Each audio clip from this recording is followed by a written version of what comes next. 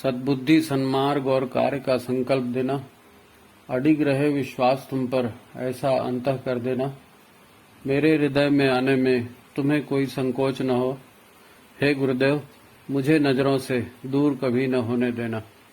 हे गुरुदेव, मुझे नजरों से दूर कभी न होने देना। नमस्कार, गायत्री चिंतन धारा में आपका स्वागत है। मित्रों, हम सोचते जाते हैं और करते जाते हैं।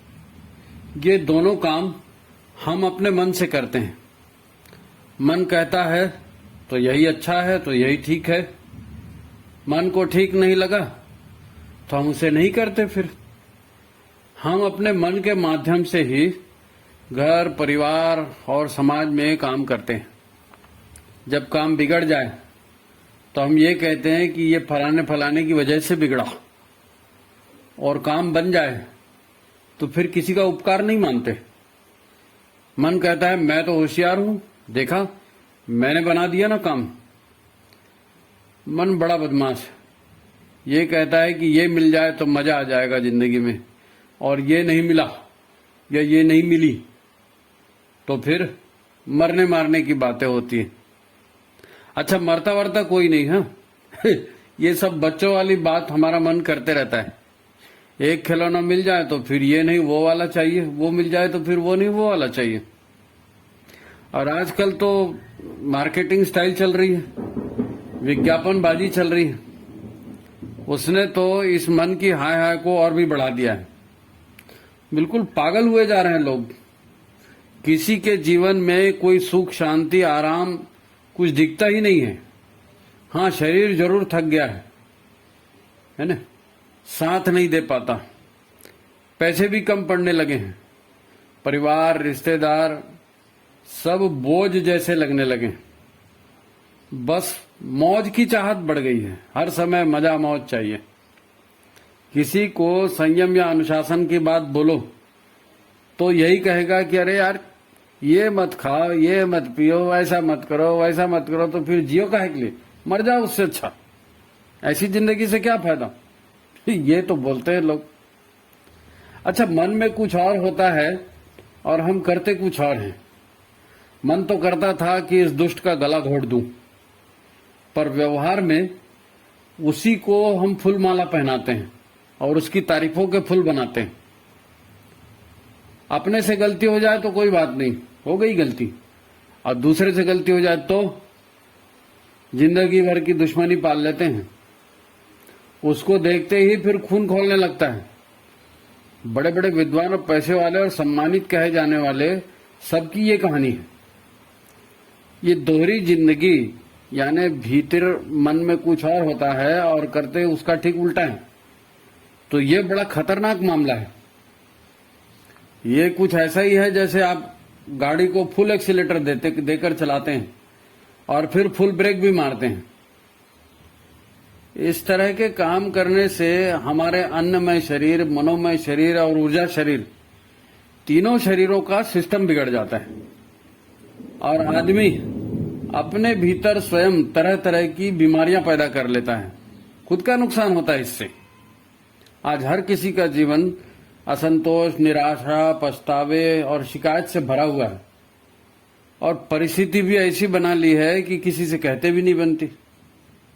देखो, जब लोग कहते हैं कि सिर में दर्द है या मूड ठीक नहीं है या सब सुस्त सुस्त लग रहा है, तो इसका मतलब साफ है कि आपके अन्नमय कोश, मनोमय कोश और प्राणमय कोश तीनों में गड़बड़ी आ चुकी है। दरअसल हमने अपने मन को फ्री हैंड देकर अपनी चेतना को सुला दिया है।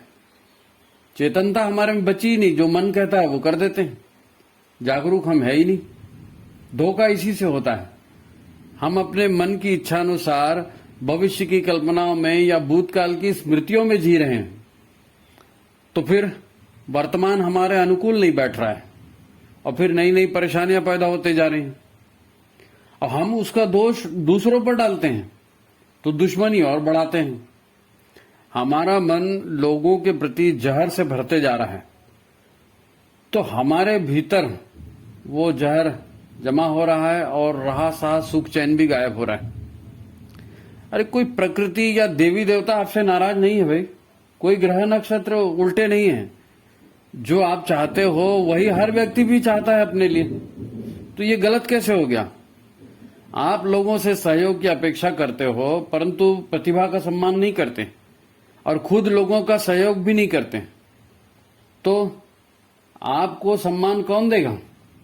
जिस सिचुएशन को बुरा मानकर हम आज छाती पीट रहे हैं वो हमारी ही पिछले कर्मों का ही तो परिणाम है।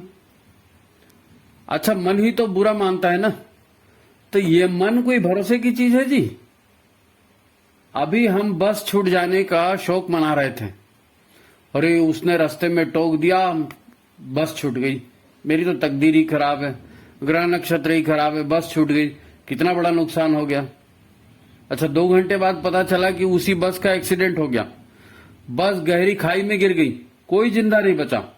तो अब वही आदमी कह रहा है कि बाल बाल बच गया, जय बजरंगबली, आपने जान बचा ली, क्या तकदीर है मेरी, बाल बाल बच गया।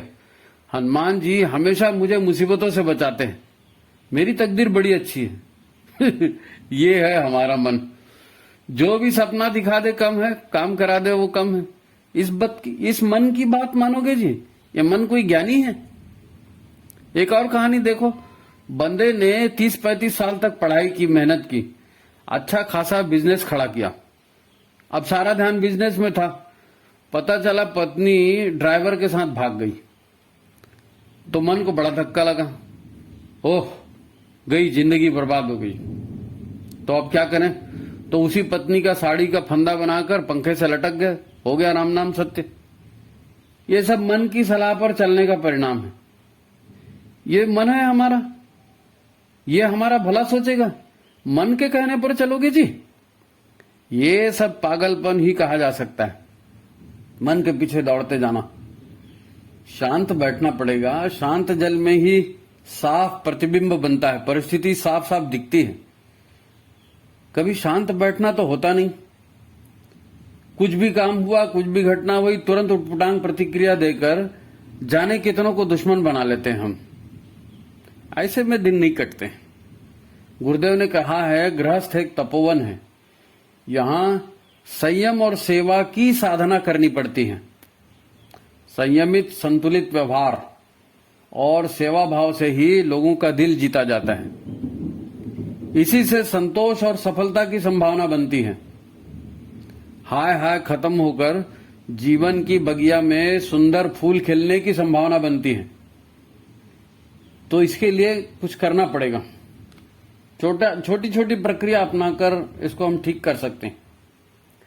रात को सोने से पहले हमारे मन ने जो भी कचरा दिन भर में इकट्ठा किया है, उल्टे सीधे विचार, उल्टी सीधी भावनाएं, इन सब को फेंक कर खाली करके सो जाओ।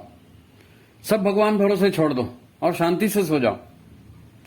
दूसरे दिन लोगों ने जो भी कल आपसे दुर्व्यवहार किया था उसको बिल्कुल याद मत करो। रात गई, बात खत्म।